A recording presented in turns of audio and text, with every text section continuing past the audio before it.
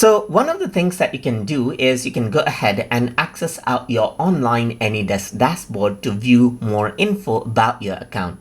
So to do that, you can click on the hamburger icon and then go around over here onto settings. Then you can go to my account right here, and here you can see that this is the account details that you see, and here you can see that my AnyDesk is an option. Click on it and your browser will open up just like this.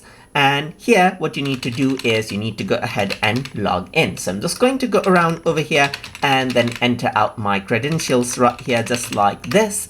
And let me just select remember me because this is my computer right here, and save out the username password as well. So once you go ahead and do that, you get to my.anydesk.com. You can directly access out this address from any browser as you wish as well. And here you can see like what is happening. You can see the connections that are currently in. So right now I have none, so you can see it says 0 right here. Then you can see your address book that you have right here. So if you have added in any address, you will be able to see it right here. If there's any client which is online or offline, like let's say for example this is my regular client, it is online as you can see right here. And then you can even see your license status, and you can go ahead and get premium if you want to as well. Apart from that, you can also go ahead and select out your language according to how you want right here, just like this as well, so that the language of your web dashboard changes out. But let me just go ahead and change it back to English.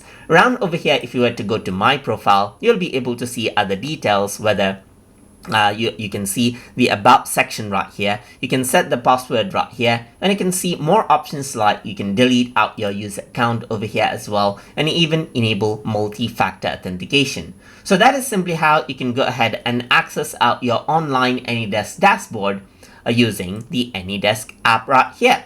Or you can go ahead and simply type in my.anydesk.com as well if you want to. So I hope you guys learned something as always. And as always, please like, comment, share, and subscribe.